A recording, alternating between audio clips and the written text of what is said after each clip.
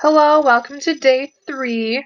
So today we're going to be identifying translations, and what I mean by that is different shifting of the graph. So it's still that same shape, it's just going to be shifted up or down or left or right. So that is what you guys will be learning today. So a little warm-up, this is from yesterday's lesson, so we're just going to be matching the parent function to the graph. So we're just going to take out our pen here and just start drawing. So linear, so we have, for this first one here, we have f of x equals x, and that is linear. If my pen will cooperate with me. There we go. So now linear, remember that's just the straight line. So I'm going to look over here on the right and see which graph has just a straight line. Okay, so we have linear is going to this one. This is linear, so it's just a straight line. Then we have quadratic, where it's f of x equals x squared. That's quadratic. Quadratic, again, this is referring back to your notes from yesterday. Quadratic is kind of like that U shape, like that parabola-ish U shape. That would be up here. Now cubic here, that was the one that kind of looks that is like that John Travolta, like the Saturday Night Fever kind of shape. So it's gonna be this one. It goes kind of looks like a little zigzaggy kind of type thing. So that's that one. Square root is the one, because remember how another way of knowing is because you can't have the square root of a negative number. So we know that it's only going to really be half. It's not going to be on both sides of the x-axis, of the y-axis. So we know it's this one, because if you think about it, if you were to draw a line through the y-axis here, it's only on the positive side of the x values. It's not on the negative side, because it's not on that side, because we cannot have a square root of a negative number. That's just another way of remembering that is the square root graph. Then we have absolute value. Remember absolute value, the v. Which one looks like the v? It's this one. See the v here, absolute value, v. Then we have rational equation, and last but not least, we have this one, because if we had draw our vertical asymptote here, it doesn't cross the y-axis when x is 0, because if you were to plug in 0 for x here, it's undefined, so it doesn't have a spot on that line. So that's another way of knowing. Again, these are just some tricks to kind of help differentiate between the 6 different functions that we're talking about here. Moving on. So again, this is kind of similar to what we've been doing, but instead the only difference is that now there's another little twist. There's a little +2 here. So we're going to be completing this table, identifying the parent function, and then we're plotting the points, and then we're going to describe that translation. So if we plug in -2 in for x, we get -2 squared plus 2. -2 squared is +4. +4 plus 2 is +6. 6. And they're doing the same thing here. We got -1 squared plus 1, -1 squared plus squared. Sorry, -1 squared is 1, plus 1 is 2. So we got 2. 0 squared plus 1. Oh, sorry, wow, plus 2. Sorry, so that should be 3, because 1 plus 2 is 3. And then this should be 2. So 0 squared is 0, plus 2 is 2. We have 1 squared plus 2, still 3. And then 2 squared is 4, plus 2, 6. So now we can plot these points. We have -2, +6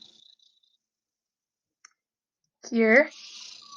We have -1, +3, 0, 2, 1, 3, and then 2, we have 6 again.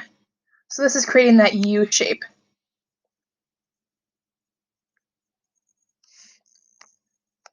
It's not an absolute value, so it's not that V, because it doesn't have the lines here. This here tells us, or you can refer back to this image, this here, and the image refers to it being, it is a quadratic. So we have quadratic. I'm just going to write, so I'm going to run out of space here. So, oops. I'm going to end up running out of space. So I'm just going to write quad for quadratic. Then our translation, that means how did our original, remember what our original shape looked like? Our original started off here, and it would go like this if it was just x squared, not x squared plus 2. So if we're going from the red to the green, it went up. Each point shifted up 2 units. So up 2 units. Now, again, this next page will help describe it as well. See how our original function here, f of x equals x squared, is the red one. And now this blue one here, f of x equals x squared plus 2, a little plus 2. So this is being described by that blue one. You see now this green arrow, since it's plus 2, it's up 2 units. So each point, here we had 0, we went up to 2. We were at 1, went up to 3, and so on and so forth. But because it's plus here, since it's plus, it went up. But if it was subtraction, let's say it was minus 2 instead, then it would be down 2 units. So remember, plus is up. If you're thinking you're adding something, you're going further into the positive, so you're going upwards. And if you're subtracting, you're going further into the negative, so you're going down units. So now that this would be called, this is called a vertical shift. Think vertical like a vine, like you're swinging from the vine, it goes up and down. That's how you know it's a vertical shift. Now we're going to be dealing with horizontal shifts. So again, we're doing the same steps, so we're going to be plugging in these values into our equation here. So I'm going to plug in -2 for x. We have -2 plus 2 squared. So what is -2 plus 2? 0. 0 squared, 0. So that's equal to 0. We have -1 plus 2, it's positive 1. 1 squared is 1. We have 0 plus 2 squared is just 2 squared is 4. And then 1 plus 2 squared. So 3 squared is 9. And last but not least, 2 plus 2 squared. So we have 4 squared is 16. Now we'll graph it. So we have -2, 0. So -2, 0 here.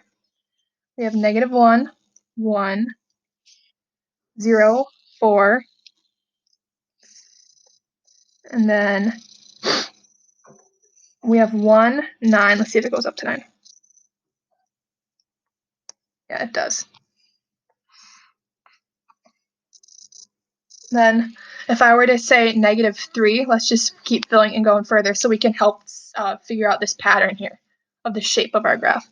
So if we're to plug in -3 plus 2, so then we're at -1, -1 squared. So then it would just kind of keep following this pattern. If you were to plug in -4 for x and -5 for x, it will kind of keep continuing. So then I'll draw a line connecting all these points. See, now we're determining the parent function. You can either write x squared or quadratic. It's the same thing. So quad, I'm just going to write quad for quadratic. Remember, you have that same shape. So if you see that's squared, then you can think quadratic. And this is the shape. It's going to be like a U, like a parabola U shape.